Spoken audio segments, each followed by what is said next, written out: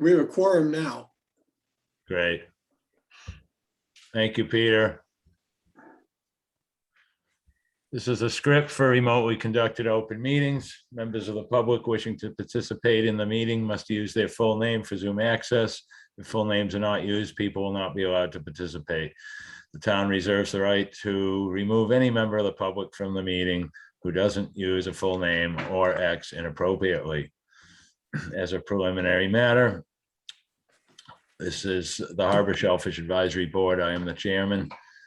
Permit me, my name is Andrew Lowell. Permit me to confirm that all members and persons anticipated on the agenda are present. Members, when I call your name, please respond in the affirmative. Mr. Peter Brace. Aye. Mr. Tom Sadowski. Here. Mr. Dave Bossy. Present. Staff. I see Tara Riley from Natural Resources. Here. And Sheila Lucy from the Marine Department. Here. Thank you. Here. Good afternoon. This open meeting, the Harbor Shellfish Advisory Board, is being conducted remotely pursuant to Chapter 20 of the Acts of 2021. Ensuring public access does not ensure public participation unless such participation is required by law. This meeting will feature public comment. For this meeting, the Harbor Shellfish Advisory Board is convening by video conference via Zoom app as posted on the town's website, identifying how the public may join. For Zoom meetings, please note that this meeting is being recorded and that all attendees are participating by video conference. Accordingly, please be aware that other folks may be able to see you, and to take care not to screen share your computer. Anything that you broadcast may be captured by the recording. All supporting materials that have been provided members of this body are available on the town's website unless otherwise noted. The public is encouraged to follow along using the posted agenda unless the chair notes otherwise. The chair will introduce each speaker on the agenda. After they conclude their remarks, the chair will go down the line of members, inviting each by name to provide any comment, questions, or motions. Please hold until your name is called. Remember to mute your phone or computer when you're not speaking. Remember to speak clearly and in a way that helps generate accurate minutes. For any response, please wait until the chair yields the floor to you and state your name before speaking. If members wish to engage in conversation with other members, please do so through the chair, taking care to identify yourself. After members have spoken, the chair will afford public comment to the members of the public that have joined the meeting via Zoom. Members of the public who wish to speak must state their names and be acknowledged by and speak through the chair. Each vote taken in this meeting will be conducted by roll call. I'd like to call to order this meeting of the Harbor and Shellfish Advisory Board, November 2nd, 2021. Approval of tonight's agenda, please. Is there a motion? So move, Mr. Chairman. This is Ginger. Thank you, Ginger. Second. I'll second. Motion's made by Ginger Andrews, seconded by Dave Bossy to approve tonight's agenda. All in favor, Mr. Brace? Aye. Mr. Sadowski? Aye. The chair votes aye as well. Approval of minutes. Anybody have any recommendations for changes? Y'all get a chance to read them? Look good. Yes, they look fine. Okay, I just noticed bird poop. Remove one poop from there and we're all set. I don't know. There's a lot of bird poop around, so. Yeah, about the second paragraph in and that portion of discussion. All in favor, or is there a motion to approve the minutes? I'll make a motion. Second. Motion's made by Dave Bossy, seconded by Tom Sadowski to approve minutes of, was that the last meeting we had? Yes, Okay, October 19th. thank you. All in favor of approval of the minutes, Mr. Brace, Aye. Ms. Andrews? Oh, I'm going to abstain because I didn't actually read them yet. Okay. Chair votes aye. Thank you. Nothing under chairman's report today. Well, there is a Saturday, I believe, at noon. It was announced in the newspaper, a memorial at the fairgrounds for Tim Russell. Marine Department report. Sheila, please. Okay, well, first off, we held the slip lottery. It went fine. We, streamed it live on YouTube. We had quite a few viewers. We did advertise on Instagram and other places as well as the paper. We had good turnout, had 182 applicants. And we're making the notifications now, trying to figure out who can fit where and what we're gonna do there. But it was a good turnout and it went extremely smoothly without problems. Everybody was extremely happy with only, one entry per registration. So I think that was a good change that everybody seemed to be very happy with, and I think people were happy that we're keeping it the same as it was. During the last storm, our floating dock unfortunately suffered some significant damage.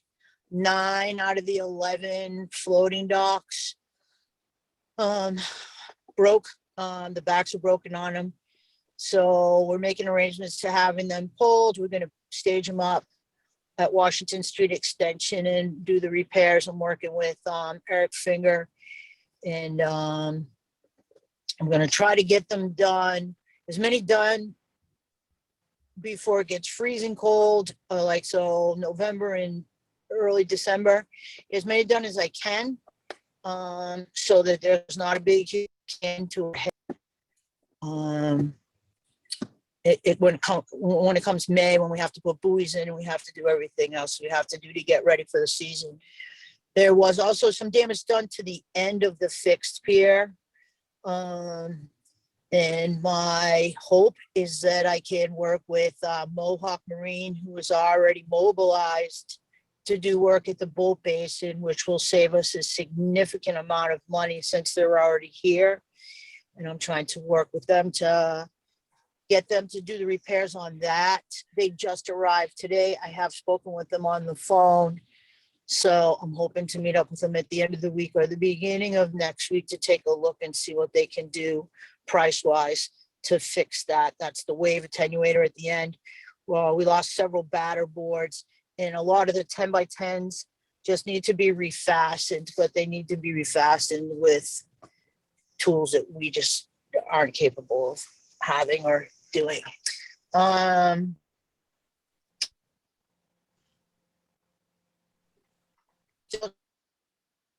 working with the company that makes our mooring permit stickers and trying to figure out that, but we do have a list of all boats that are moored in Monomoy, so we'll be providing them with a sticker for their dinghies for the Monomoy Association.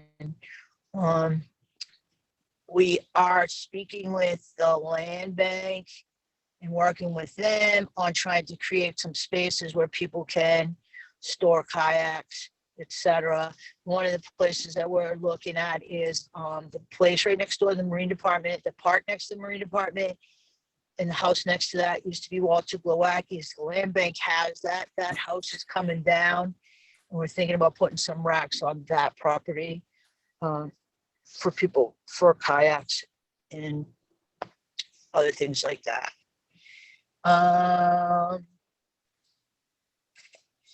Was pretty much all I got. We're just trying to get everything ready. The damage from the storms kind of is through a wrench in our works, but we're getting there. Most of the moorings are out, but they're still working on getting them out. Right now, we just recovered a boat that sank. Is a 32-foot Trojan that sank off a second pier. So we recovered that today.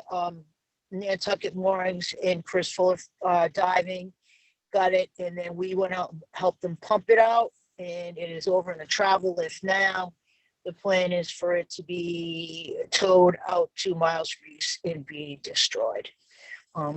So I was super happy that we got that off, and that's where I'm going afterwards. We just trying to finish that up. But it's a really good thing that we got it off because there was so much junk on that boat. It would have been awful if that thing sat at the bottom. So that's a good thing. And there is another sailboat that's way up by the creeks that belongs to Tim Lewis. I was speaking to Conrad Roy, who was working with Towboat US, Chatham, and Towboat US Bass River are going to work with Conrad Roy to get that off of the beach. It's way up by the creeks. It's way up there. It's going to take some effort. Then that we had that significant event that happened a couple weekends ago where we had a boat wash up on the beach on the South Shore off of Fisherman's Beach. We were able to get that off safely with no pollution or any problems like that. Sheila, the boat that you are working on currently, was that a summer liveaboard? Yes. Are you getting cooperation from the owner? Yes. The owner's paying everybody up front, which is working out very well. Okay, boy, that's a pleasure to hear. So far, so good. I'm not saying it's going to be great till the end, but he's paid the travel lift guy and he's paid Miles Reese to destroy it. And I understand he has the money to pay Glenn's Marine to tow it out there. Mhm. So we're moving in the right direction. I did hear about some of the contents floating up on the beach in front of where it went down. Did he offer any efforts to doing any beach cleanup? Yep, he went out as soon as we told him that there was a problem and there was people out there cleaning up. He went out and assisted in the cleanup effort, and he's been very cooperative all the way, all along. Thank you, Sheila. Yeah. Is there more to your report? Nope. All right, board members, questions or comments for Sheila? Mr. Brace? First, thanks for coming to the meeting. We appreciate it. And what happened to the effort? It was several years ago that we had a major damage to the floating piers, floating docks. And the plan was then to have concrete ones built and installed. And then something got in the way of that, and I can't remember what that was. It's permitting, and permitting is still in the way of it. Supposedly it's down at the Army Corps of Engineers. We've got permitting from everybody else. Well, every time we turn around, the Army Corps of Engineers is requiring some different type of fish study or some type of study along those lines to happen. And I had the conversation again with the deputy about, like, can we talk to the engineering company and see if they can't just move this along? Because you're absolutely correct. These docks are done. You know, we've put Band-Aids on them for several years now. Mr. Brace? Just a follow-up. Thanks for that, Sheila. So what we're doing now is putting more Band-Aids, shoring them up as much as we can in hopes that we're going to get the permits to do those piers the right way. Yes, sir. Yep, that's the Thank you. plan. And thanks for being on it so quickly and yeah. Thank you. Board members? Questions or comments for Sheila? Sheila, I'd just like to quickly, certainly I'm sure you've seen this on our agenda for months, about the sand and scallops and dredging plan.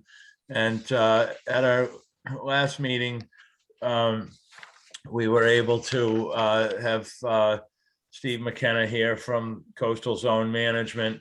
And, you know, we're talking about a pilot project for trying to uncover some eelgrass beds that could be smothered with sand.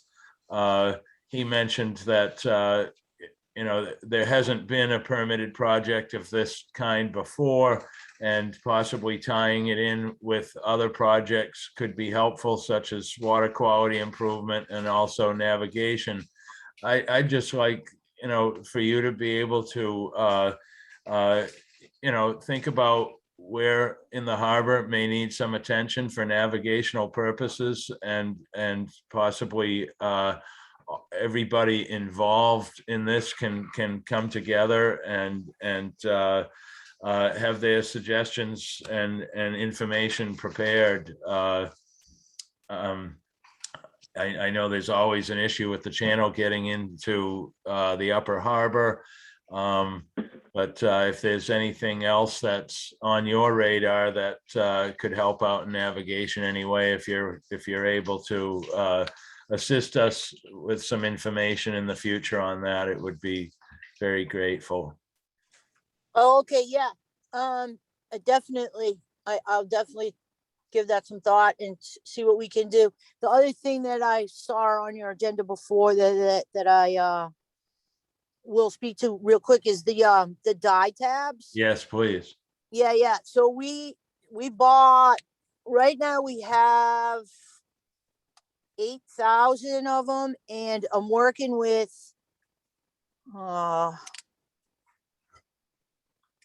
whoever Emily molded. There's like so many groups, but Yes, the Land Council. yeah. So she's gonna get us money to get us more to help for next year. And the plan is we give them to the boat basin and they put them in their welcome packages. We're giving them to Nantucket moorings. We are they're gonna be out on the pump out boats, and we're gonna give them out to them, and we are going to like ensure that they put them in and all that different type of stuff. And we're going to start some system where we're going to log who received them on what date, and we'll go from there. But I think it's a good thing, and it should make people happy and make them realize that we're doing our best to keep the water quality what we want. Thank you. That's great, Sheila. Our curiosity was the implementation plan, and that it sounds like you're on a good path there with that. I know it adds to your responsibilities, but it gets brought up a lot by members of the public, and our board has been concerned with this as well. So thanks for the and I'm working with the Coast Guard too, and I've got them. So when they're doing boardings, they're making sure that because it's a federal no discharge zone, that they have to be wire tied closed, like the valves to the heads. So I told them that they need to check to make sure that the tabs have been put in there. And we will also be doing some random spot check boardings on boats just to make sure that it's really happening. Oh, great. Sounds good. Board members? Anything, do we have any public participation, Mr. Brace? Oh, we do not. All right. If there's nothing else for Sheila, thank you, Sheila. Okay, thank you. And I'm sorry I gotta get out of here, but we're just trying to get this done before it gets dark. Okay. All right. Well, thank you very much. We'll look forward to some future discussion. Perfect. Thank you. Thank you. Good night. Good night. Natural Resources, Tara. Hi, thank you. I have an update from quite a few staff members. So the first one is from Vince, and it's just basically a quick summary that he wanted to do on the new coastal resilience plan that came out. Just for those of you that haven't had a chance to look at it, he just wanted to provide, just a summary. So I'm just going to read what he wrote. He said, it's presented in a single page view and can be viewed in a 2-page view for large spreads by downloading it and changing the settings. There are 40 recommendations in this plan, and it is big. The main recommendations for the downtown area is the downtown neighborhood flood barrier and is an island system that would mainly follow town roads and sidewalks. There are projects that are recommended for the harbor, like a model for CO2 breaching. There are also larger projects like a sediment transport study. Both of these may be of interest to SHAB or NSA. Policy changes to the town wetland bylaws are also recommendations, and also something that may take time to understand and work out. The main point is to include sea level rise into wetland bylaws. So that was his summary. That is up on the town website for anyone that wants to take a look at it. In other news, Thais has told me that Sacajah was open on Monday, and she said that as of today, it looks like it's probably going to close tomorrow.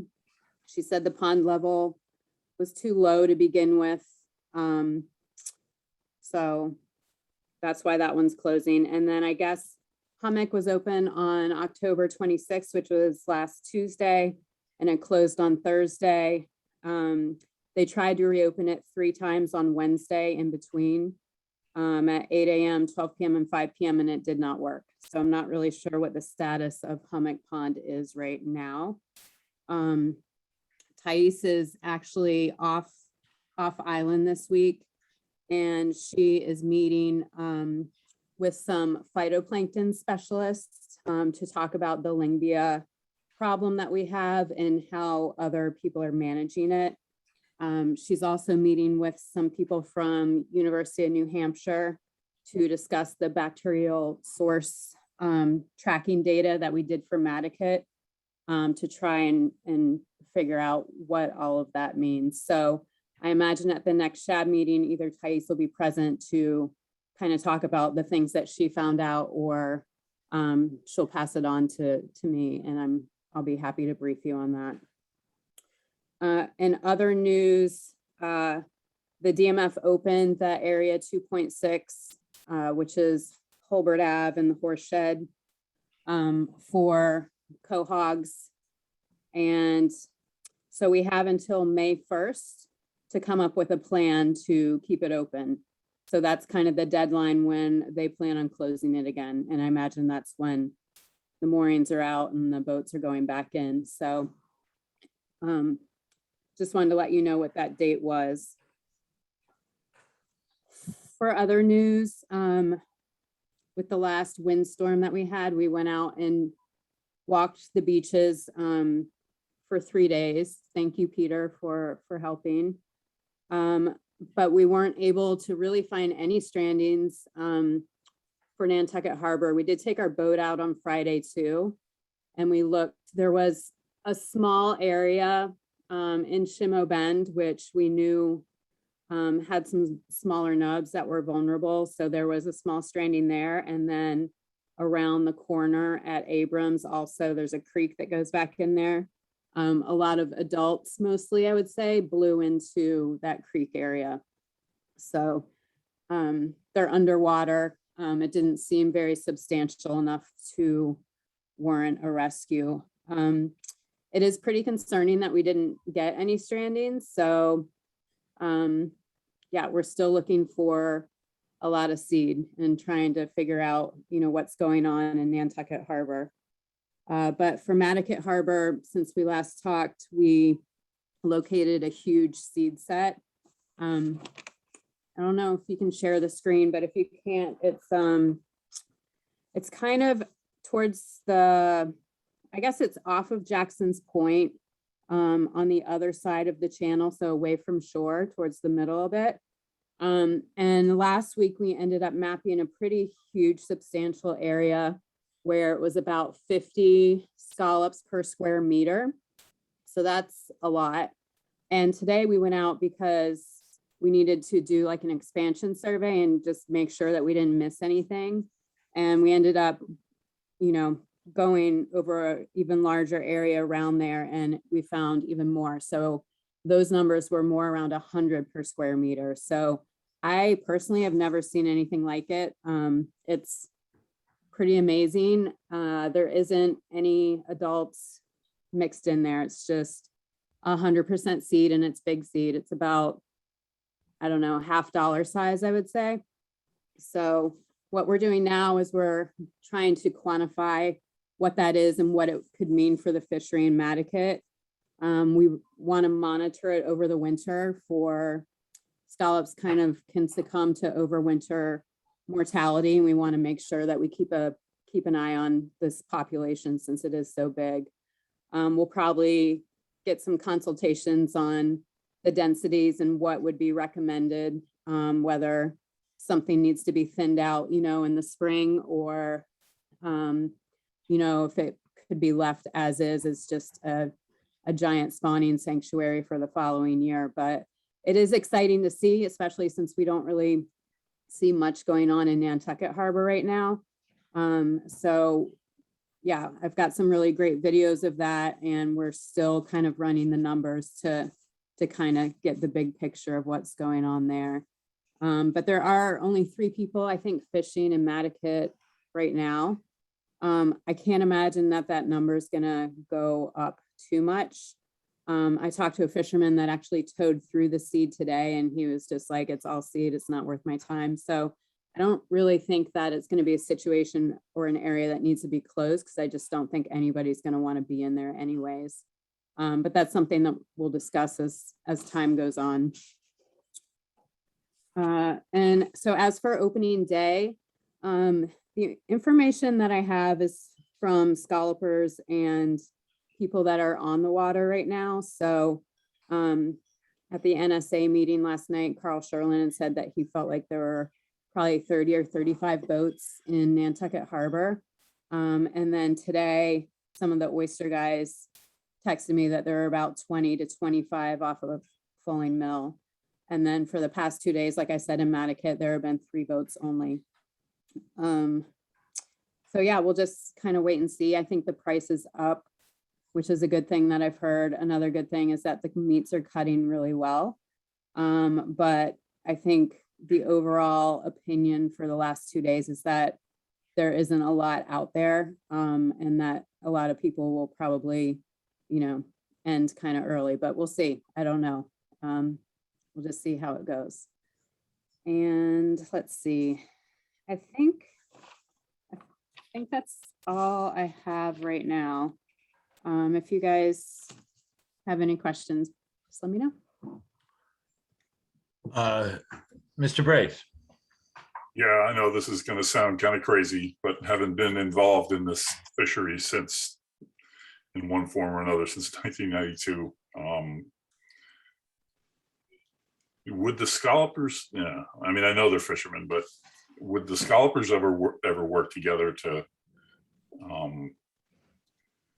get the price to be higher by not bringing in enough scallops? And I mean, that's just my paranoia, but if they thought that maybe they could get the price to be much higher, that would take a huge collective effort, and I'm not knocking them for not being able to do that, but I'm just wondering if that's ever happened. Fishermen getting together and trying to work the price to their advantage, knowing that there was more scallops out there or whatever fish they're going for, but not collectively not bringing a lot back, because the first day is crucial when the off-island buyers come here and help set the price with the local buyers. Just Yeah, I think that there's an effort right now, or a renewed effort, I should say, within NSA and their new leadership to try to bring fishermen on board to NSA and try to do more of a co-op so that they can drive the price. I think that it seems pretty popular with some of the new entries coming in to do that. And I know that, NSA is trying to offer a grant program to help some of those fishermen do different things like shanties and different things like that. So I think there's an opportunity there, but it is very difficult because there's so many unique individuals involved. Oh, and correct me if I'm wrong, Tara. If you were following along NSA last night, From what I heard, Peter, first of all, last year's opening price was $12 a pound. Yeah. This year's opening price, $22 a pound. Right. I was ecstatic to see it at 20 or above. But it sounds like the volume is going to be so low that there may not be any interested off-island buyers at all, which I find rather strange because I feel like this is a seasonal delicacy that you would think restaurants would accommodate as a 1 or 2 day a week special, something like that. But they say when off-island buyers get involved with volume, the price is apt to drop immediately. There's some concern about how many restaurants are closing right now and how much demand there will be here locally. But it sounds like they're not doing very well at all on the vineyard as far as their catch there. And we're the only place that's really has a considerable harvest at this point, even though we're just a couple of days into it. So, I mean, the NSA, is very valuable in their marketing expertise, and they've worked on this for a long time. Hopefully, it finally really comes together. I think every season is a different beast in itself. So hopefully, though, that I truly feel these scallopers, for the work and effort they put into it, and the quality of the product that we're still harvesting here, it's worth $20 a pound all day long. A pound of scallops is 4 plates. That's $5, $6 a plate to the restaurant. I mean, I don't see, for a plate that they can probably, get $40 to $50 for, I'm not sure. But anyhow, it's just nice to see the price where it's at for them, at least right now. So we'll see what the near future brings. Tara, I was talking with Tim Mooney. Do you have contact with him? I do. I mean, usually once a year, we contact each other. I guess he was off of Abrams Point, Folgers Marsh, where most of the boats have been working these first 2 days. And he felt like there's like some small shoots of eelgrass trying to make their way there. And he noticed some seed. You'd have to talk to him as far as how he described where the seed was, but he felt that another blow like we had, and after all the dredging takes place there'll be absolutely no eelgrass to hold any of that seed back. Sounded like maybe the seed was out further from where the scallopers were working, but maybe if you could contact him on that. He seemed kind of concerned, and we were talking about, and we've talked about this in the past as well, and you just touched on it with Mattakit about, is there a need to close certain areas for this type of reason, whether it's for, eelgrass to make a recovery. And like you said, it kind of sorts itself out. If there's so much seed there, they're not even going to go near it. So can pretty much leave it alone, and it self-regulates itself. But anyhow, Tim's on the bottom a lot, and he tells it like he sees it. So as I'm sure he's a good resource for information. Another thing, I went over to Carl Sherlin's shanty yesterday to get a pound, and I asked him, the scallops that were on the bench looked absolutely beautiful. What they had opened, absolutely beautiful looking stuff. And I asked him about the nubs, and they pointed to the windowsill where they had a row of little micro seed. And they said they're finding these little micro seed attached to the adults, to little bits of moss that are in and around, the the dark shell that grows the moss on the scallop. And I was amazed to see, you know, these just little micro seed. He had about 20 of them lined up on the windowsill. And I'm thinking to myself, wow, if this is happening, you know, with everybody's catch, how many little micro seed are coming out with the adults, just hitchhiking along and ending up in the opener's barrels, scraped off of the bench, and down the hatch they go. Something, I don't know, have you heard of this, or has it been experienced in the past for seed? Yeah, micro Jimmy seed? sent me a picture. Yeah, Yeah, Jimmy sent me a picture of the, oh, am I on? Oh. Yeah, So yeah, Jim Sherlin sent me a picture of the windowsill as well. I think we were talking about this Monday, I think, where we were saying how our spat bags were completely loaded in September. And the oyster farmers were finding spat all over their oysters. So I feel like we're getting recruitments later and later. And we usually stop our spat bag recruitment studies in we usually stop deploying in September, but I think we had talked about extending it for next year just to see how late the spawns are actually going, because I think there's a shift. I think that they're not starting as early as they used to, and they are going longer into the fall. And so, you know, most of the surveys that we did in Nantucket Harbor this year were all nubs. They're legal nubs, but they're all nubs. So they're all those small guys that are surviving the winter and then growing through the summer. So those little guys, you know, you just have to hope for every one that you see attached to a scallop coming up that there are 50 more somewhere else attached on the bottom. So that's kind of my thought on it. But yeah, I think there's a definite shift, and those nubs are from the later spawns that happen in August and September. okay. Thank you, Tara. Mhm. Board members, questions, comments? Mr. Brace? Just going back to what you said, Tara, about the NSA working on creating a co-op.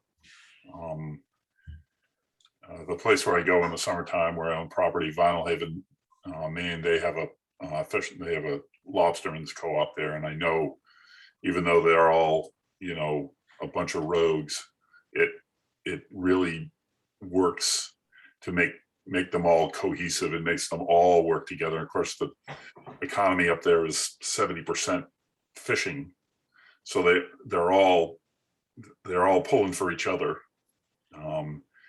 And some guys go off and they go off to Stonington to maybe get a better price or go to the mainland, but most people are in that co-op, and the co-op works to get them a good price. So I think it's a great idea. I hope it happens. I think it's great too. Thank you, Peter. Board members, Tom, Dave, Ginger, anything? All right, thank you, Tara, for that. Thank you. Moving forward into old business, excessive sand and scallops dredging plan. First of all, board members, after having you know, Steve McKenna on board, I just wanted to know, you know, if anybody has any thoughts, anything to discuss about our previous meeting. Mr. Franzuto is not with us tonight, but he's working on getting somebody from the vineyard to join us at our next meeting to possibly talk about what some of their dredging projects have done for them. And I'm hoping to have Tim Mooney and Phil Osley join us at our next meeting.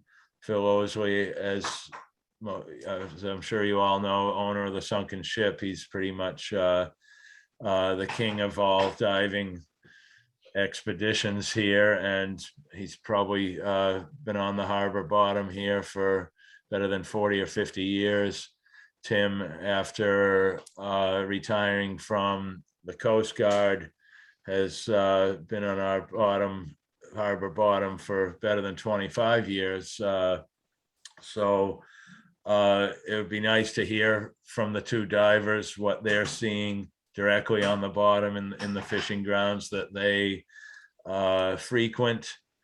And I'm hoping, you're all engaged in this, which I'm confident that you are. And we come through this with some good suggestions and a direction to move in. Board members, anything you want to add on this subject at this moment? Not seeing any. We'll move forward to health of the harbor. Excessive lawn fertilizer use. After last night's NSA meeting, I was walking downstairs with Kevin Cooster. He's co-president along with Bruce Benny. Bruce Benny wasn't there, but gosh, Kevin got kind of passionate and emotional. What are we going to do with our harbor? Our harbor's dying. I wish we could simply just ban fertilizer. And wouldn't it be nice if it were that easy? I guess we can't do that, but I just wanted to express that, there's certainly some concern out there about, the direction things are going in. Of course, a shy season of scallops always gets people a little more emotional than usual, but we do continue to see the decline of eelgrass, and it's on our radar and we're concerned, so let's keep it that way. Any comments on this subject? Mr. Chairman? Ginger, please. Well, I've been thinking about, I know I don't say very much usually, but I've been thinking about it for a while, and I don't know, I'm not at the point where I could go to town meeting and say, could we get a sense of the meeting vote just to talk about some of these issues? I mean, as I've been thinking about it, could we have a long-term goal of becoming a poison-free island? It's depressing when we go to check barn owls and, there's a couple of dead ones in the box with the parents or a parent and the other sibling. And, to find a bunch of them dead in the winter, next to the house with the pesticide truck there. That all goes into the soil, it goes into the groundwater, and then it goes into the harbor, and it goes into us. What was that? What was that species you just mentioned? That you're Sorry, finding what dead? was it? Oh, barn owls. Barn owls. Barn owls. Last winter and the winter before, it was exceptionally hard on young of the year. Now we had a big crop of young barn owls, and because barn owls have such tremendous fecundity, they have a lot of young, and that's natural selection at work, but it's still it was concerning to me because I would see the pest control truck next door, and of course one of the big things that they tell everybody is, oh, it doesn't harm wildlife. And there are two reasons they can say that. One is that it's actually hard to get the dead wildlife and take their livers and prove that they've actually ingested a toxic level. And excuse me. The other is that basically what homeowners are most worried about are their pets, and it goes by body weight. So a 10-pound cat can eat a lot more poison mice than a 1-pound barn owl. But that doesn't mean that the stuff isn't there in the environment. So, I'm not organized enough to have a coherent thought for the town, but it's maybe if we all thought about it, if there's any interest. We could think what Nantucket would be like if it was, poison free, and I include fertilizer as a poison in that. So anyway, just thinking aloud here. No, I appreciate that, Ginger, and we can bring that back up again in the last item on new business tonight. And I just love when you come out with a description like that, poison-free island. That's a good headline. I really like that. So thank you, Ginger. Anybody else? Welcome. I'm sorry, Ginger. Oh, you're welcome. Thank you. FDA shellfish taking prohibition in mooring fields. I think Tara clarified this for us. Am I correct? With the opening at least of Horseshed and Hobart Ave area. Yes, we're starting our meetings with the DMF actually tomorrow to start working on a plan for keeping as many areas open as possible. Okay, thank you. Board members' comments on this subject? Water quality testing. Oh, Mr. Brace? Tara, you at the last meeting, you mentioned that you'd been working with Sheila to try and get the number of boats that actually have heads. And I'm wondering if you can be proactive and, before May 1st, know how many boats are going to have heads that are going to be in the harbor and know their locations, so that at least you'd be able to show DMF and FDA that, this is where they are, and maybe even put them in places where it's not going to affect shellfish beds. I don't know, it's just a thought. Yeah, I think that's a great idea. And the one thought I had on Sheila's report too about the dye tabs is that she said that they were going to include them in a welcome package. And if they're included in a welcome package, that says to me that it's like kind of suggested that they put something in, but not mandatory. Mhm. So I would probably want some clarification on that process. My feelings exactly on that, Tara. Thank you for mentioning that. Anybody else? All right, moving forward, water quality testing update, boat holding tank dye tab distribution. We've covered the dye tabs. If anybody else wants to mention something, they're more than welcome to. I'd just like to say something that was mentioned last night's NSA meeting, the water quality testing. They are concerned that maybe there are not enough points where testing is being done, and they're looking for suggestions of where more testing could be done, and how they would possibly assist in the funding for more test sites to be created. The NSA has, for lack of a better term, they've got some money to spend, and they're very concerned about water quality in the harbor. Of course, first thing that comes to mind for me is the boat basin, but board members, think about areas that you think some water quality testing would help, and that where it's not being done now. And Tara, I imagine the points where or the locations where water quality testing is being done now can simply be somehow reported or listed, so that we don't double up on with suggestions on places where it's already being tested.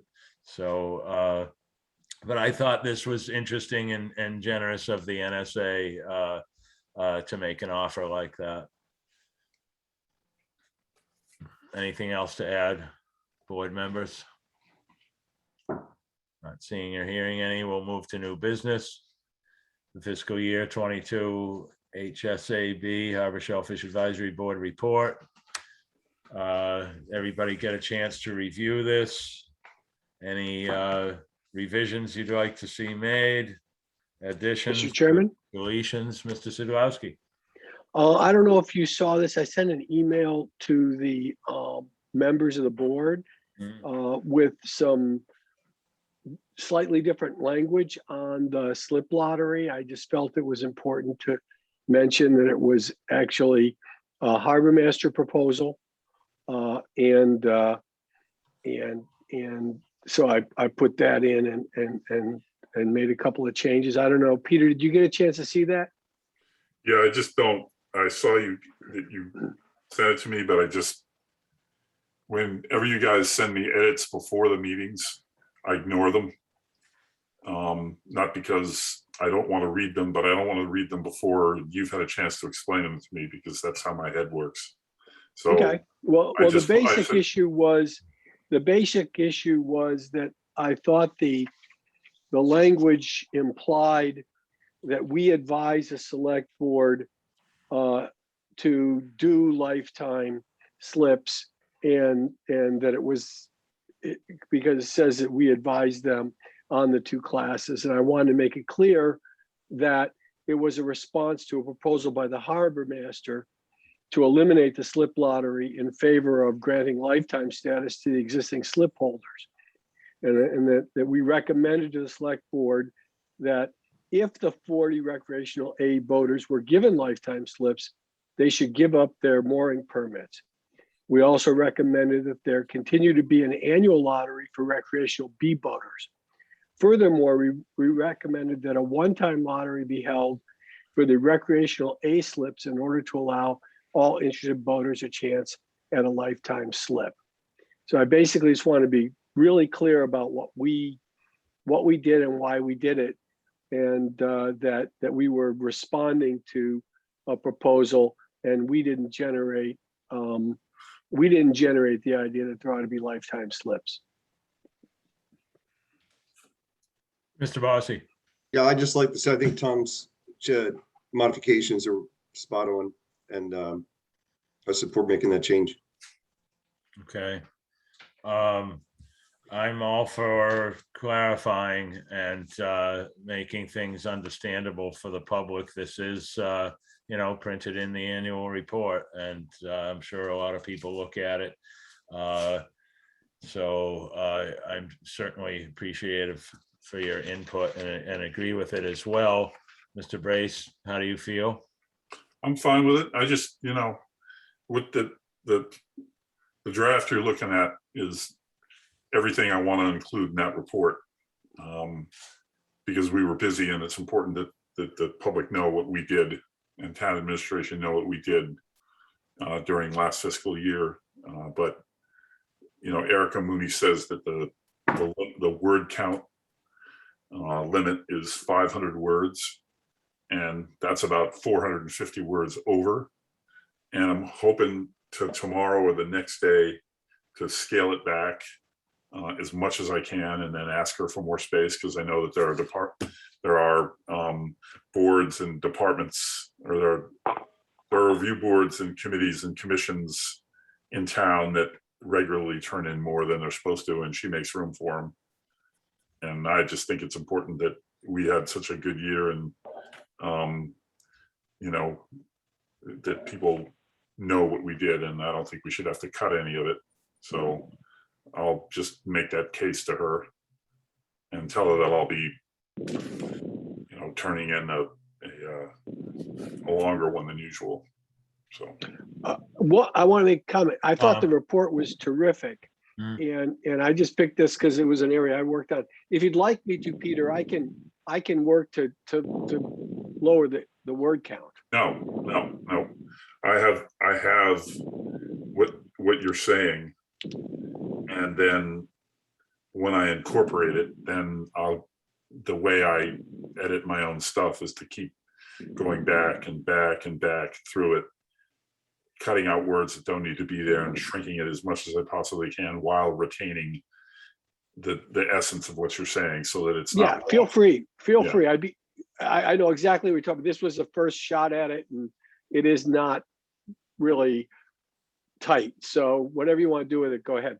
I just rushed it so that you guys could look at it this afternoon because I was busy with other stuff, and I just want to make sure you saw that I included everything. I mean, basically, I just go back through the minutes and look at all the stuff that we did, the regular stuff we do every year, and find all the places where we voted and to do something and put all that in. So,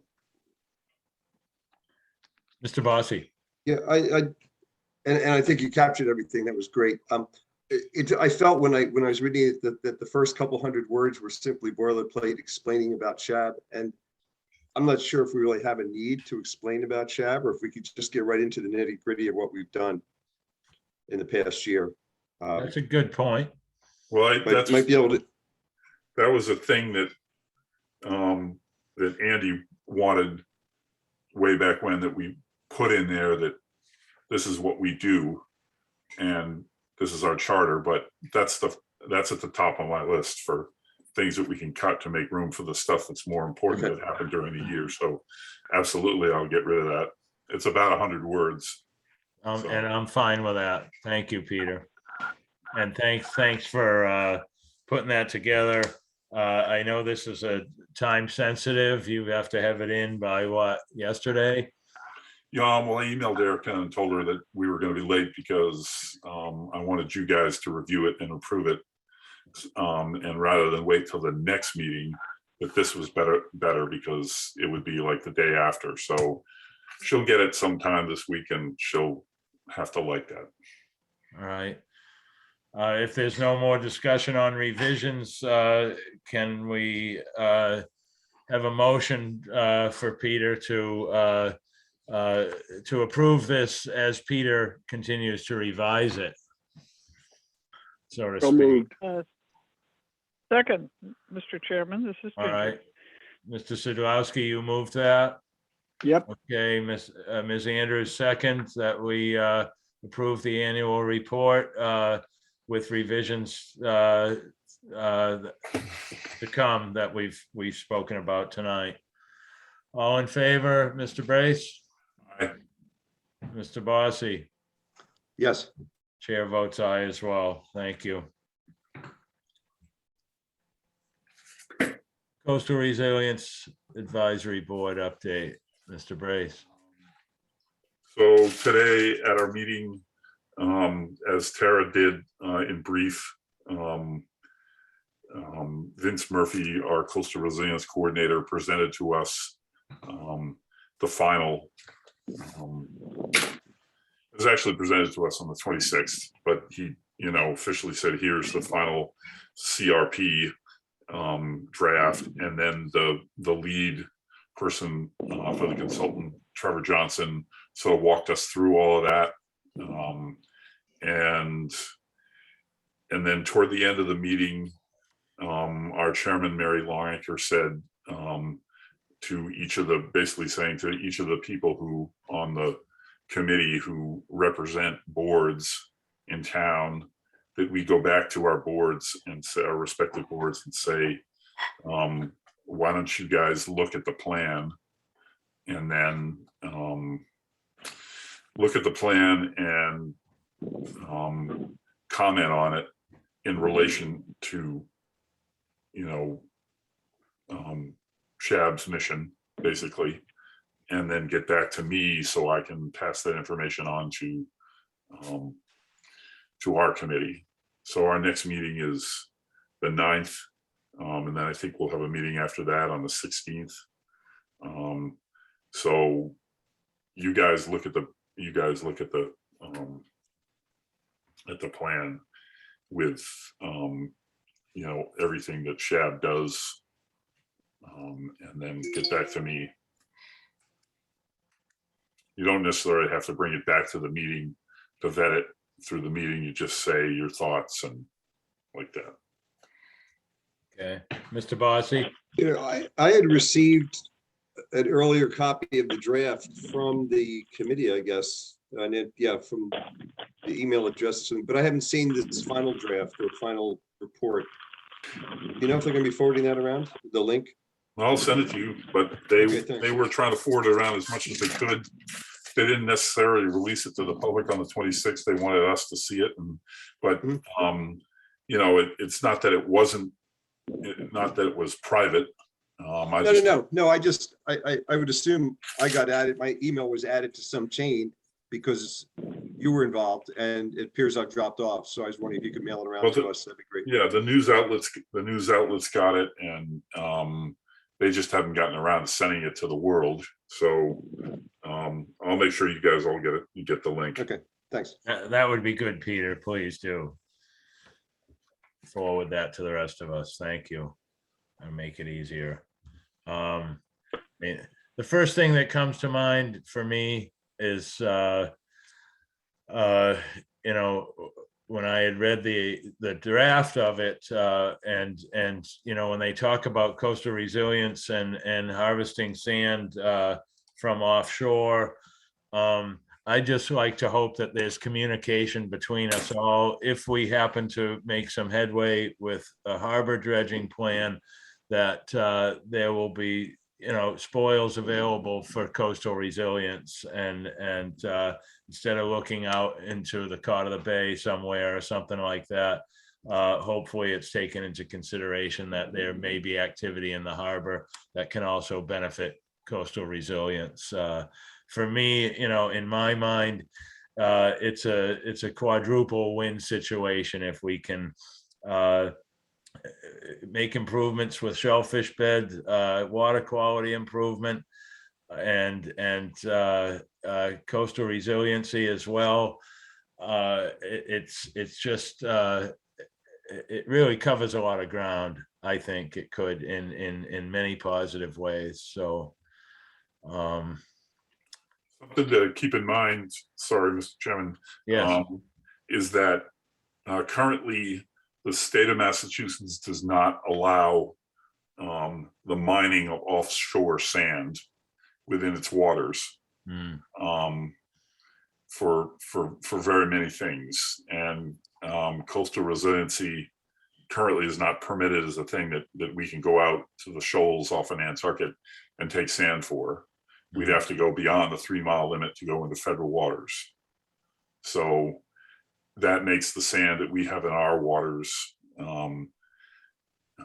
valuable. But you got to remember that, you know, you remember how Bill Blount would talk about, you know, we own our waters and we can do what we want. And that, of course, wasn't true. We have jurisdiction over out to 3 miles, but the state does as well. So it's the state's waters from the beach all the way out to 3 miles.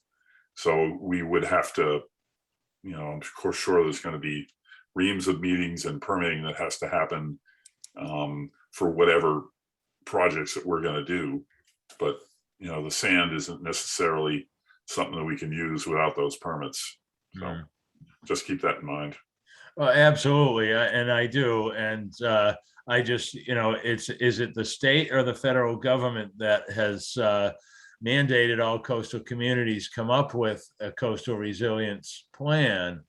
And you know, if suggestions are being made that you know, harvesting sand from offshore is a necessity, I would like to think that that the state would realize maybe they need to lighten up on their regulations so that their mandate can work out with mitigation.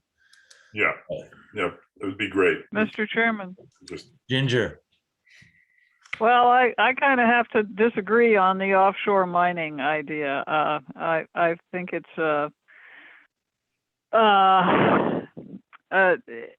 these things tend to wash away so quickly, and the turbulence that they stir up and the mixture of materials. I mean, the water has already done the best job it can of sorting everything.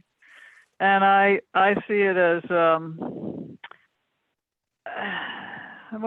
I don't know what to call it. I would say a make work project, but you know, I just think it would be a terrible mistake, and I could talk more at length about why only. It's been a long day already and I'm reaching the end of Yes. my broadcast. Here, All here. right. Well, Ginger, and I understand exactly what you're saying, and I agree as well. But I'd like to think a little more deeply into it of what would happen with these spoils if the decision were made to bolster some low spots that could be breached on Cotuh or Cascada area, that this sand wouldn't simply be deposited right on the beach, whether it be the north or the south shores of Cotuh or east or west of Cascada. I would like to think that some real good thought process would go in, and we'd build up the center of the landmass where vegetation can take hold and make that sand deposit a more sturdy barrier to try to buy some more time for keeping a harbor. So there's hopefully some more intricate and valuable ways of looking at it. And I know tonight isn't the night to get into this, but I just wanted to throw that out there because I know how you feel and I understand that, Ginger, and we'll all be working together on this, I hope. Thank you. Absolutely. Thanks. Thanks, Andy. Any other board members on coastal resilience?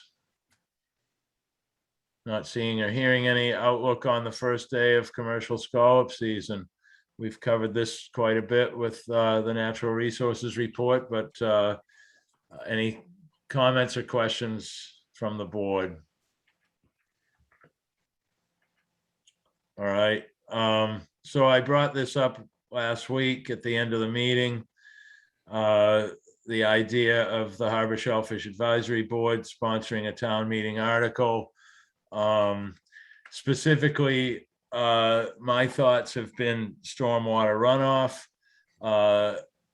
And I've been encouraged by quite a few people that something is needed in this area. And after being sent some information on some other towns in Massachusetts that have lengthy, like up to 28 pages long of mitigating stormwater runoff from private property, from construction sites. And I'm really appalled as I drive around on this island and see how poorly and really how zero effort goes into so many job sites. Grade gets raised, house gets built with grade up higher than neighboring houses.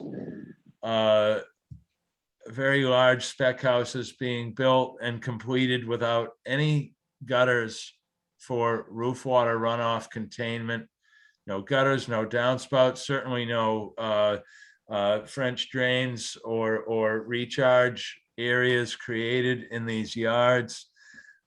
We've got an amazing amount of impervious area with these rooftops, patios, swimming pools, driveway.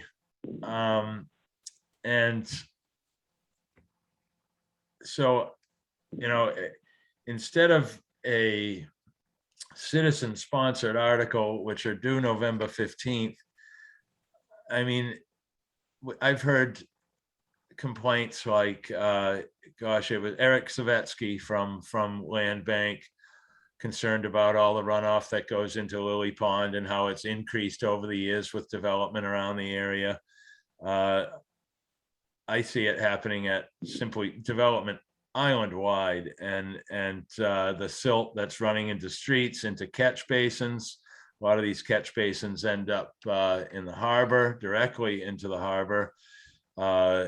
Other ones are, ending up in inner water containment areas are being negatively affected by the silt and the runoff. So I'm just putting my feelers out to the rest of the board and how you feel about sponsoring an article. Mr. Bossy. I think if we put together the right article, I'd be behind sponsoring it. We were out in Wisconsin this weekend walking the dogs, and we went to Hydrangea Lane, which was impassable because the development has formed a lake at the end of it. We went up into Cannonberry, walked around there, but there are probably 20 houses under construction right now, and every one of them had a lake in front of them, and those that didn't have lakes had drained into the street, and the streets are almost impassable up there. So I feel sorry for people who buy into this, but you sent a couple things around, and two of them, or Peter did on your behalf, and two of them confused me because they were about removing dirt, and I don't think that's a Well, problem. and that's, I really wanted to go through it before it was sent out. It's, Oh, okay. and kind of try to revise that, but I just didn't have the time to. I'm kind of leaning on you, Mr. Bossy, and Mr. Sidlowski as well, because you're so good at researching things.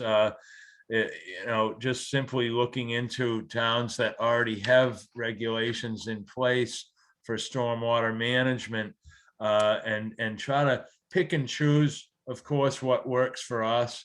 There's a lot in that Peter forwarded out on my behalf, and thank you for doing that, Peter. That certainly doesn't pertain to us, or doesn't pertain to what this particular issue, the stormwater runoff. Mr. Mr. Chairman, Yes. Yeah. Sorry. Okay. I looked at one of the things, I wasn't thinking about this, but I was happy on one of the things that it was basically for commercial properties, but now you're talking about residential. And I am the president of the Surfside Association. I'd have to say, we wouldn't support any kind of a permitting process for building residential. We are not near any of these bodies of water. We have a little bit by the airport, a little wetland, but basically we're a flat land where people build a lot of houses. And to me, to put together a permit program which requires another expert and a fee, I think you'd have to bring this thing closer to the waters you want to worry about being affected, because the people I deal with here, there aren't any. We do have issues with our groundwater maybe, but we don't have any issues going on with ponds. We don't have a pond. We don't have, for the most part, we have huge amounts of area. And I think the same thing goes for other areas like Tom Nevers, where there aren't really that kind of feature. There might be a pond here or there, but most people are far from any water where developing their land would have any impact. So I think that a general island-wide program isn't going to have legs, because the town's not going to want to review permits based upon wastewater plans.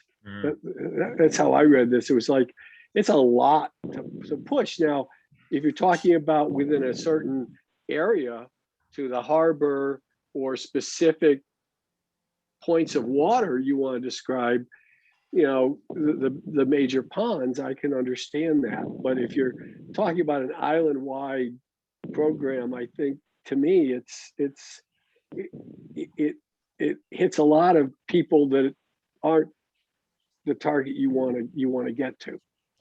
Well, it certainly has to have some scrutiny to where it matters the most. And from what I see, if you want to pick neighborhoods, which really kind of needs to be done, it's almost all done with here. If you take a ride down Pilgrim Road, Delaney Road, Gingy Lane, Westchester Street Extension, Meadow Lane, right now there's a large house being built the silt is just washing off the street and filling the catch basins that are already clogged up with mud and leaves, and it's more in the areas where the infill is prevalent. The backyard subdivisions, front yard subdivisions, where they're trying to squeeze in as much as they can in popular neighborhoods for really short-term rentals is what's happening around between Pilgrim Road all the way across, follow New Lane over to Hedgesbury Lane, and then even up into Hummock Pond Road area. And every single house in the Hawthorne Park on Hummock Pond Road, 16. But is it Shab's problem to worry about an infilled neighborhood that has a catch basin, a cistern catch basin that's getting filled up? Is that our issue? I thought our issue was the waters, and the harbor. And I understand that, but to me, the impact is almost immeasurable. Every street that has a lowland area, what's not too far behind there's thousands of acres of wetlands in this area between Pilgrim Road and Hummock Pond Road. There's literally are hundreds of acres of wetlands behind Crooked Lane. But as you get closer to town, now you're getting closer to streets during heavy rain events are taking so much water from private property that already exists, private property owned buildings that already exist. The streets are becoming rivers. The catch basins can't handle the volume, and it's directly running to the lowest areas that are nearby, and these are areas that filter water that certainly eventually either ends up into our harbor or into inland wetlands, and all of this water is totally unfiltered.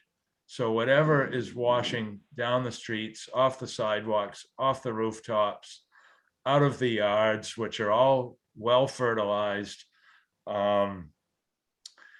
it's immeasurable how far it's going. So as far as whether this is, a Shab issue, maybe not, but maybe not completely, but partially, I'd like to think that it is. I talked with Erica Mooney a little bit about this on the direction to go. She didn't see a problem with it. She said, first talk to the board who really ought to be handling this, would be the planning board, and see if they're doing anything. Another concern of mine was the pumping of pools into streets. I went to the health department. Supposedly they're working on something about that. So, which is good. It's their ball. They should roll with it. This to me is really the planning board's ball. They should roll with it, and they create the regulation and the building department enforces it. And also some consideration is taken by that board of where this is implemented and where it doesn't need to be implemented. So I agree with your analogy there that, you're out in the flatland of Surfside, it's all sand. You're not experiencing any extreme stormwater runoff issues, but I personally think town streets have become inundated by this, and a lot of it is eventually pouring into, a lot of this has to do with existing structures already, and how do we get existing structures to be more concerned and mitigate with on-site recharge of their stormwater runoff versus just simply letting it go into the street. So why don't you think of something that talks about the area bordering the harbor, with, including the town. If you do that, then you sort of look at that, because that's what you're really looking at. You're looking at the water that can't get caught up in any kind of a sewer thing we might have, or a cistern that's gonna run in. Then you're talking about a border, about the two harbors. That makes sense to me. Okay, well, this is the kind of input I'm looking for. Mr. Brace. Yes, as requested, I spoke with Erica in terms of us sponsoring this, and that's a big no from her. Boards and committees don't sponsor articles, not even the planning board does. The planning board can come up with an idea and send that to the selectmen, and hopefully they will do it. But it's the select board that would have to, put it through. And so us being an advisory board, it would have to be a citizen's article.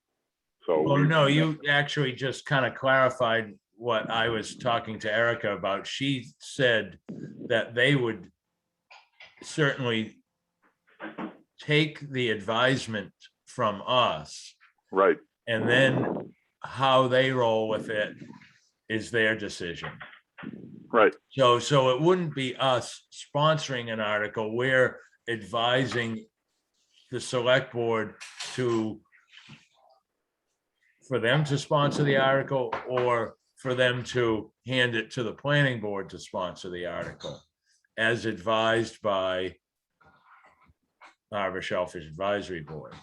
So no, we would not directly sponsor an article. I'm just, but it still brings me to the question to the rest of the board: is the board interested in pursuing this as an advisement to the select board?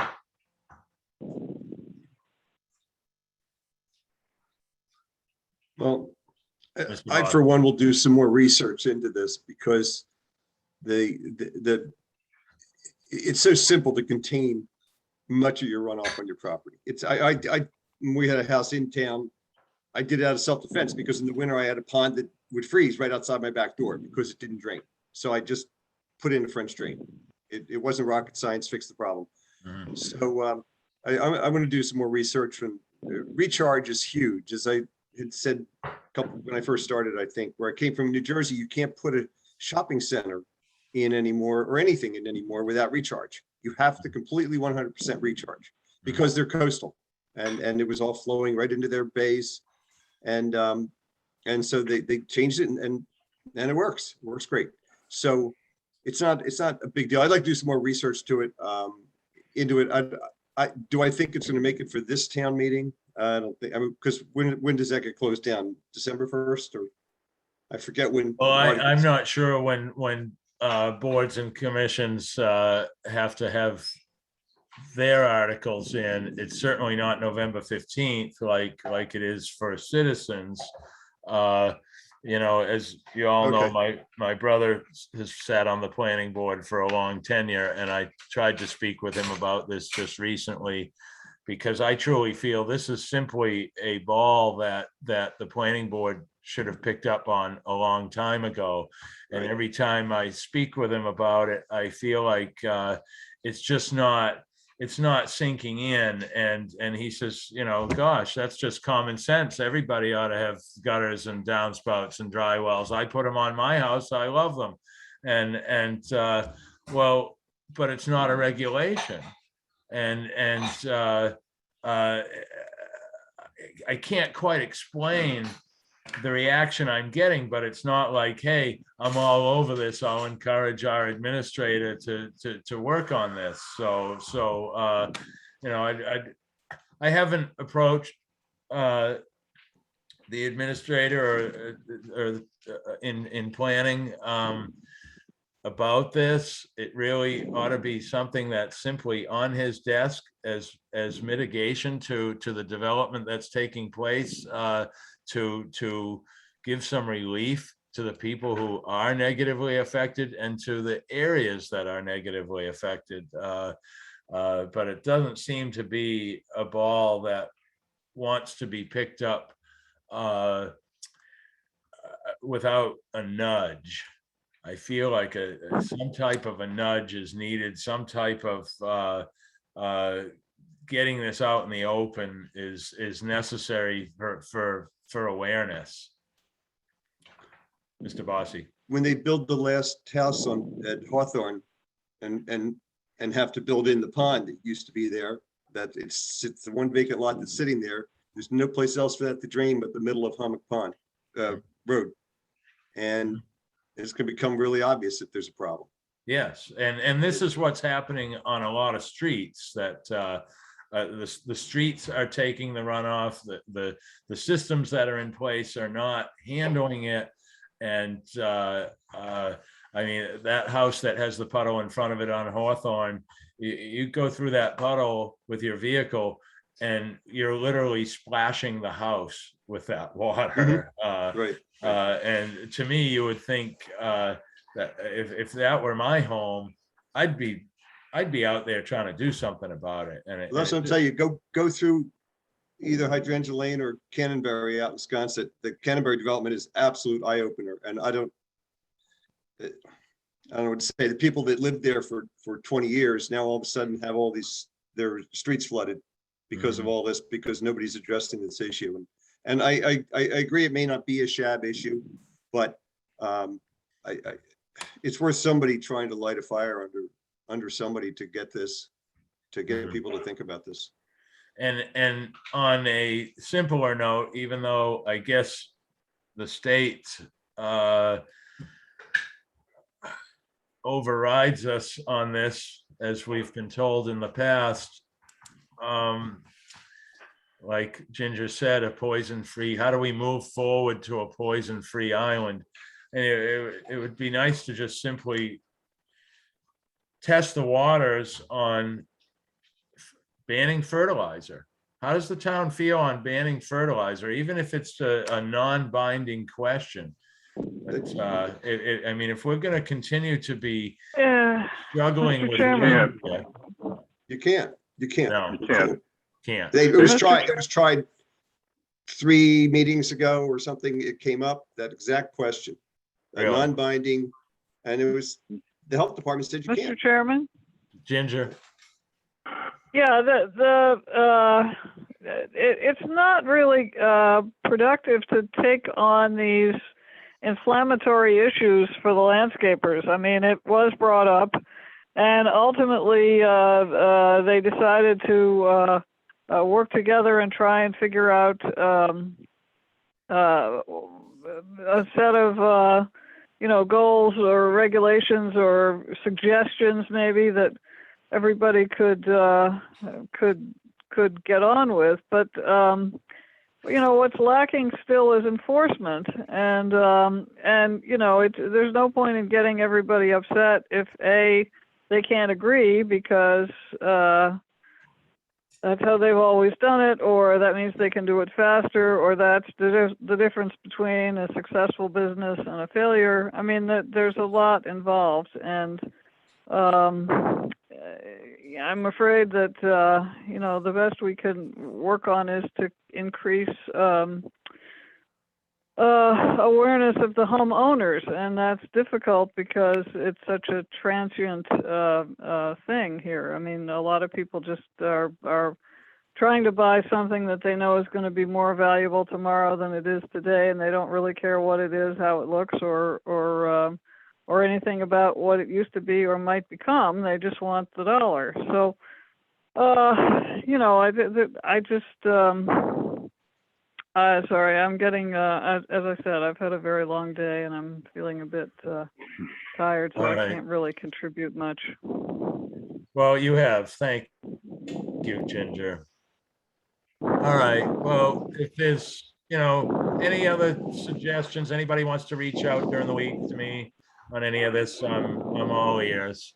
I appreciate you guys' consideration on this. If there's nothing else, if there's any public questions, no public has joined us, Mr. Brace? Nope. Anything for the next meeting? Anybody like to add tonight? If not, reach out to us before next 2 Fridays from now when we do our agenda. Our next meeting is November 16th, and then December 7th. If there's nothing else for tonight, then I'll entertain a motion to adjourn.